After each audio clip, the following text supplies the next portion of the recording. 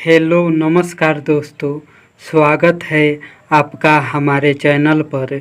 आज हम Bhojpuri super hit बोलबम song लाए हैं दोस्तों, बिल्कुल फुल और फ्री में। जी हाँ दोस्तों, ट्रैक का नाम है जा जा रे सुगना चुमा लीह गाल में। शशि लाल यादव का ट्रैक है दोस्तों। तो इस भोजपुरी सुपर हिट बोलबम सॉन्ग को सुनने से पहले मुझे आपसे रिक्वेस्ट है दोस्तों कि अगर आप हमारे चैनल पर नया हैं तो चैनल को सब्सक्राइब करके बगल में बेल आइकन की घंटी ज़रूर दबाइएगा, हर रोज़ मेरा वीडियो सबसे पहले देखने के लिए। तो चलिए दोस्तों, देरी ना करते हुए आज का भोजपुरी बोलबम सॉन्ग देखा जाए और सुना जाए कैसा है। बेल के पतैया संगे गंगा पानी रउआ चरनिया में ढारतानी। बेल के पतैया संगे गंगा पानी रउआ चरनिया में ढारतानी। तनी हमरो शारदा पूरा दीना सुनी सुनी सुनिए शिवजी लो भरोसे शादी करा दीना।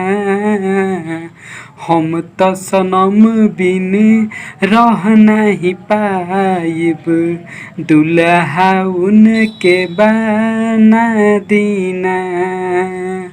हम तो सनम बिन रह नहीं पाइब, दुल्हा उनके बना दीना।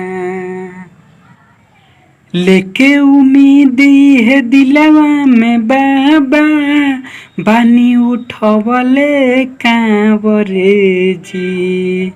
कालो के काल होई महाकाल तनी देखा दिया अपन पावर जी। तनी देखा दिया अपन पावर जी। लेके उम्मीद है दिलवा में बाबा बानी उठवले कांवरे जी। कालो के काल होई महाकाल तनी देखा दिया अपन पावर जी। कृपा करी हम पे जियारा जुड़ा दीना। सुनी सुनी सुनिए शिवजी लो भरोसे शादी करा दीना। हम तो सनम बिन रह नहीं पाइब, दुल्हा उनके बना दीना। हम तो सनम बिन रह नहीं पाइब, दुल्हा उनके बना दीना। हई हमारे उ तो बचपन के प्यार जियल ना जाई बिछड़ के। मामा ला फिट करा दिए बाबा, राजी करा दी उनको घर के। राजी करा दी उनको घर के। हई हमारे उ तो बचपन के प्यार जियल ना जाई बिछड़ के। मामा ला फिट करा दिए बाबा, राजी करा दी उनको घर के। राकेश रोशन पर दया बरसा दीना।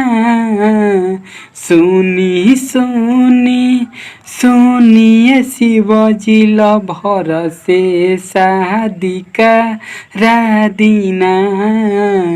हम तो सनम बिन रह नहीं पाइब, दुल्हा उनके बना दीना। हम तो सनम बिन रह नहीं पाइब, दुल्हा उनके बना दीना। तो कैसा लगा दोस्तों मेरा वीडियो? आप सब कमेंट करके ज़रूर बताइएगा। अगर ये सॉन्ग अच्छा लगा है तो वीडियो को लाइक ज़रूर कीजिएगा दोस्तों। मिलते हैं अगले वीडियो में नए हिट गीत के साथ। तब तक के लिए नमस्कार, बाय बाय दोस्तों।